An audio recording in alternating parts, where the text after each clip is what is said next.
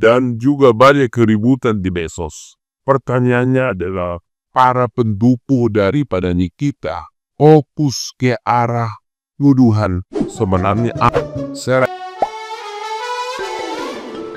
Kasus hukum yang menjerat Nikita Mirzani terus menjadi sorotan publik, terutama setelah gelombang dukungan besar-besaran muncul di media sosial. Ribuan komentar dan konten dibuat untuk membela Nikita Mirzani. Namun, pengacara kondang Hotman Paris mengingatkan bahwa persidangan sepenuhnya berada di tangan hakim.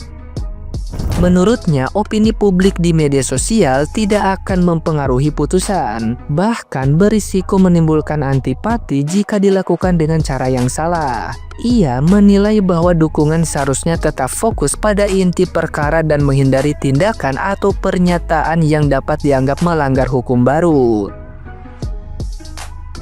Hotman Paris juga menyoroti pokok perkara yang menjadi inti sidang, yakni aliran dana sebesar 4 miliar rupiah dari Reza Gledis kepada Nikita Mirzani. Uang tersebut menjadi pertanyaan utama. Apakah terkait kesepakatan bisnis, pembayaran endorse, atau justru memiliki kaitan dengan dugaan pemerasan dan pencemaran nama baik?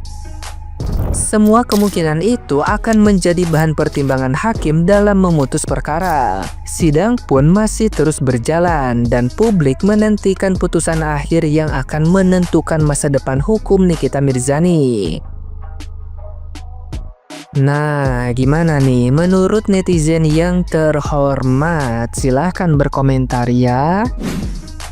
Kalau ratusan ribu orang penggemar dari Nikita menghubungi Hotman bisa agar Hotman juga membantu Nikita, dan juga banyak keributan di medsos.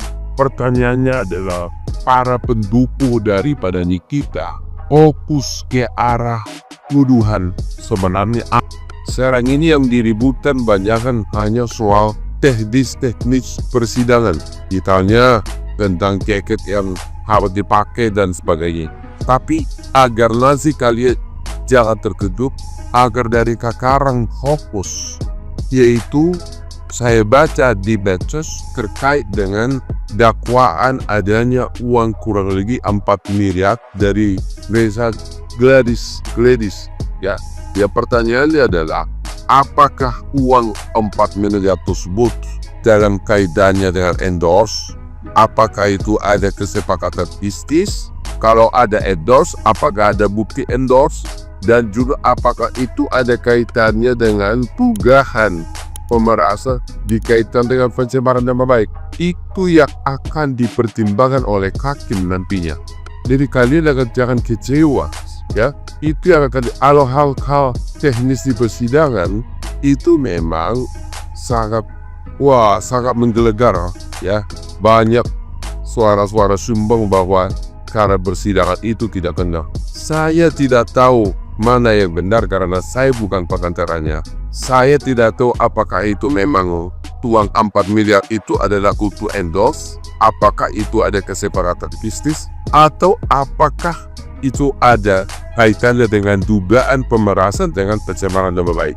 Itu yang kalian harus fokus, ya. Kalian kasih saran, kalian komen, karena hakim hanya sebatas mempertimbangkan itu nanti, ya.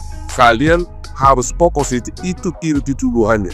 Dan saya tidak mau memberikan memilih mana yang benar, karena itu sudah menyangkut fakta persidangan, ya. Agar kalian memenuhi perkataan kita, yakinkan agar fokus kepada itu tadi. Kalau itu endorse, mana buktinya? Kalau itu jualan pemerasan, gimana cara memantahnya? Begitu caranya hanya berperkara, oke? Fokus inti persoalannya, karena itu yang akan dikutus oleh hakim. Hotman Menemon. Kan gua kata juga fansnya bego gara-gara keributan yang lo pada bikin ya. Kesian tuh yang lo fansin jadi diperberat, jadi dipersulit. Makanya lo fansin gak usah pada sok-sok kayak ngebela, padahal lo tuh pada ngejerumusin, tau gak? Pernyataan Hotman Paris soal kasus Nikita Mirzani ternyata tidak sepenuhnya tepat, sahabat channel. Nah, jadi gini sahabat channel, belakangan Bang Hotman Paris memberikan semacam respon ke netizen ya, khususnya pendukung Nikita Mirzani terkait kasus yang sedang dihadapinya. Jadi sahabat channel, ada 2 poin utama yang beliau soroti. Pertama, agar pendukung Nikita Mirzani itu fokuslah pada dugaan pemerasannya, apakah itu benar endorse atau dugaan pemerasan. Kemudian kedua, tidak usah mempersoalkan hal-hal teknis di ruang sidang. Nah, disinilah netizen Cendol melihat adanya sedikit kekeliruan ya. Jadi kalau soal fokus terhadap dugaan pemerasan ya tentunya netizen Cendol sepakat ya. Makanya sejak awal netizen Cendol selalu membahas unsur pasal 27B ayat 2 Undang-Undang ITE dan pasal 369 ayat 1 KUHP. Tapi kalau soal teknis di ruang sidang ya, ini menurut netizen Cendol tidak bisa kita kesampingkan ya. Apalagi ketika hakim ketua tertidur dan jaksa penuntut umum malah bermain ponsel saat saksi fakta memberikan kesaksian. Kalau hal seperti ini kita biarkan, maka peran kita masyarakat sebagai pengawas lembaga peradilan jadi tidak ada gunanya. Nah, sahabat Cendol, netizen Cendol selalu mengatakan jangan pernah terbawa arus drama di luar kasus ini. Jangan larut dalam keributan antar pendukung, apalagi berita-berita hoax yang tidak ada kaitannya dengan proses hukum Nikita Mirzani. Fokus pada substansi, kawal keadilan. Kalau kalian ngelihat fakta-fakta yang ada di persidangan, kalian itu, aku pribadi bisa menyimpulkan setoksik apa pertemanan mereka. Karena gini ya, di sidang itu Dr. O bilang dia tuh takut kalau misalkan deket-deket sama musuhnya NM nanti NM marah. Dok Peng juga sama kemarin di persidangan bilang sampai ngasih tahu ke Dokter Reza kan, udah deh jangan deket-deket sama musuh NM, serem nanti NM marah gitu. Karena NM kalau marah mulutnya tuh nggak bisa direm katanya. Dan ini tuh teman-temannya juga parah gitu. Jadi setiap NM ngomong begini mereka nurut, NM gini mereka takut. Jadi ini pertemanan apa yang kayak gini? Maksudnya gini ya, tanggal 17 Agustus nanti kita itu merayakan Hari Kemerdekaan Indonesia gitu. Kok kalian masih dijajah dengan circle pertemanan yang toksik seperti itu? Aku sih kalau jadi dokter O ya, aku nggak akan mau tuh circle pertemanan aku harus diatur-atur sama orang gitu. Kenapa lo yang banyak musuh, terus gue juga harus ikut-ikutan banyak musuh juga? Karena kan dokter O ini seorang pengusaha ya. Dan lagian emang nggak ada masalah apa-apa gitu loh. Cuman karena NM-nya ini banyak musuh, jadi dia harus ikut-ikutan banyak musuh juga. Jadi kayak menurut aku rugi sih. Menyatukan kekuatan suara para netizen ya untuk mengomentari tentang persidangan Nikita Mirzani. Ya, makin kesini makin kelihatan bobroknya ya hukum yang ada di negara kita, di negara Indonesia ya, yang awalnya dari kasus pemerasan sehingga kena penahanan beberapa bulan yang belum bisa dipastikan ya memang adanya pemerasan ini atau tidak ya. Tiba-tiba Nikita Mirzani menjadi seorang terdakwa yang ditindaklanjuti, yang diundur-undur terus dan disengaja lama-lamakan untuk kasus ini ya. Kayak udah disettle kian ya.